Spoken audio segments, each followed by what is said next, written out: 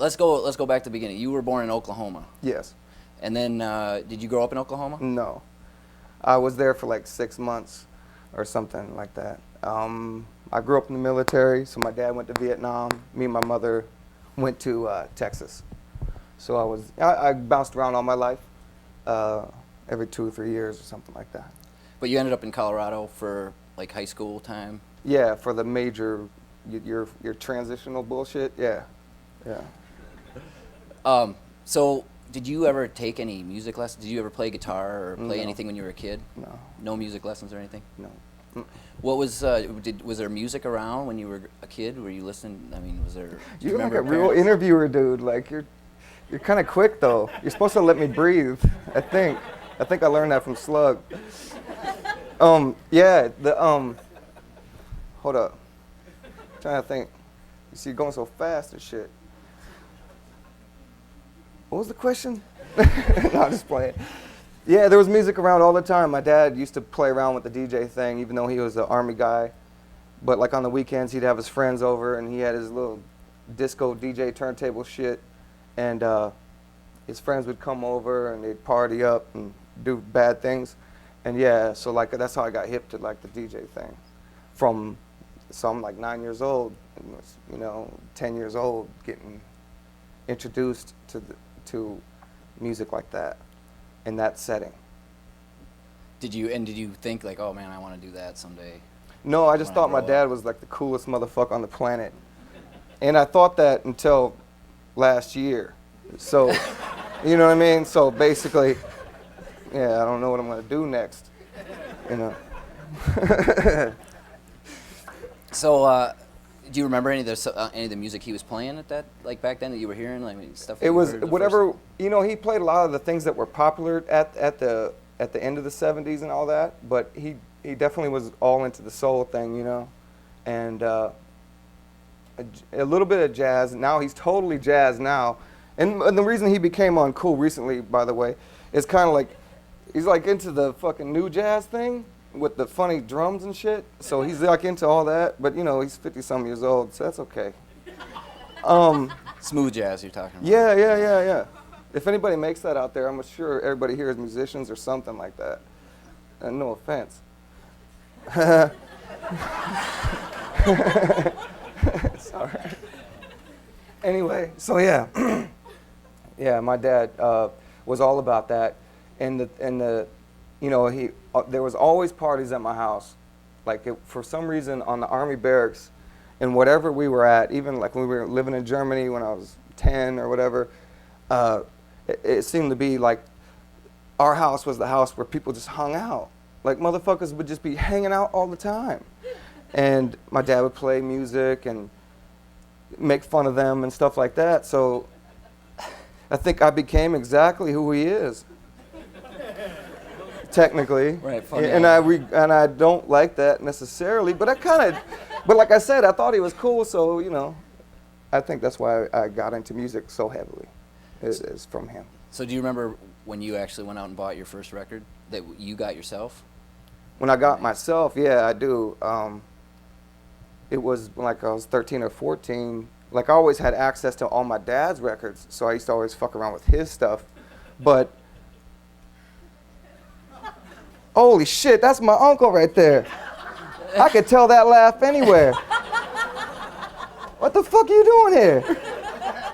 Look at my uncle, he's a fly-ass hat motherfucker, look at him.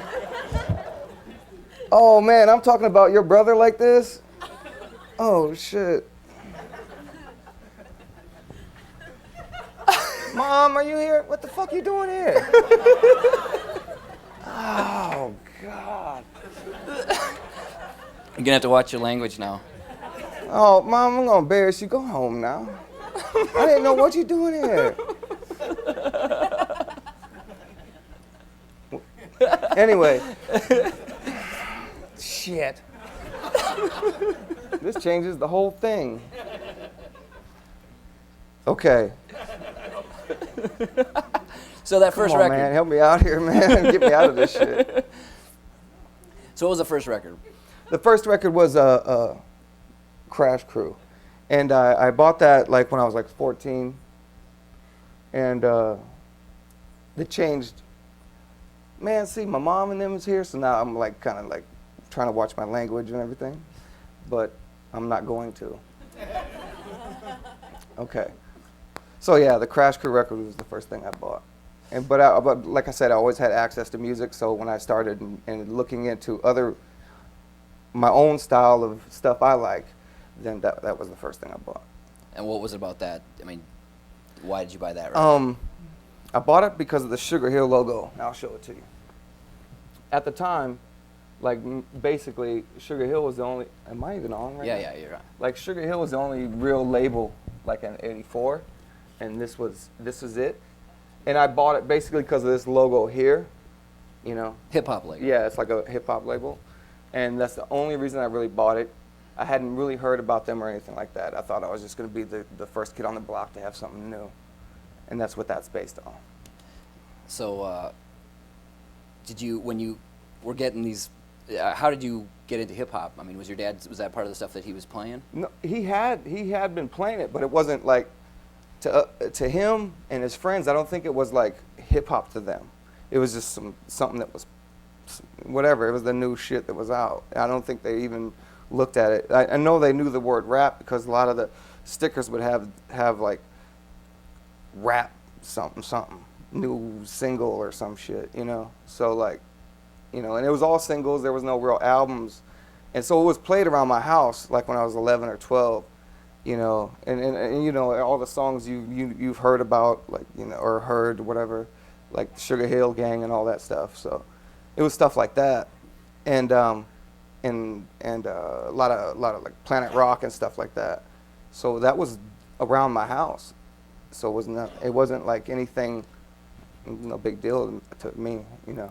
So at what point did you decide after getting? I mean, you were into hip hop though. You liked it from when you first heard it, or not? To me, it was no different than anything else that was being played around the house. Okay. I didn't notice the difference until I like got older. So like let's say 14, 15, we're going back and forth now, I know. But when I became like in junior high, when you're going through all that stuff of trying to fit in and everything, I started noticing that everybody was breakdancing and all this shit, and they were listening to rap music. But rap music had already been around my house, and it was nothing that new to me. And actually, even rapping, I seen a guy rap at my house before. When I was real little, my dad was just playing records. The guy didn't like rap. This was like 81 or something. Maybe this was a house party or something. I don't know. It's just kind of vague now, or, you know, cloudy. But he got on the mic and just started talking. But he talked a lot, and he talked kind of fast. So when I think about it now, it just looked and seemed like rap. I don't know if it was, you know what I mean? I'm 10, 11 years old, whatever, you know? So, yeah. Was there a point where you made a decision, or you started wanting to make music yourself? Basically when I realized that I went to the breakdancing thing, and wasn't necessarily good at that, and had a lot of friends that were into that. So I just started DJing you know, because I had access to the DJ equipment, I would start messing around with that, and so I kind of fell more into that, you know. Yeah. Like beat matching, or just Man, playing at that stuff? At that time, yeah, probably just playing stuff, trying to figure out scratching, because there was like, at that time there was no videos or nothing like that of it, so you just had to listen to somebody doing it on record and try and figure out how they did it. So that's pretty much how. So even like the volume control situation, you had to figure out on your own. You know, there wasn't even back then. My dad even had a mixer that was like, didn't have like headphones. You couldn't cue up shit. You know what I mean? So yeah, so that's how I kind of got into that part of it.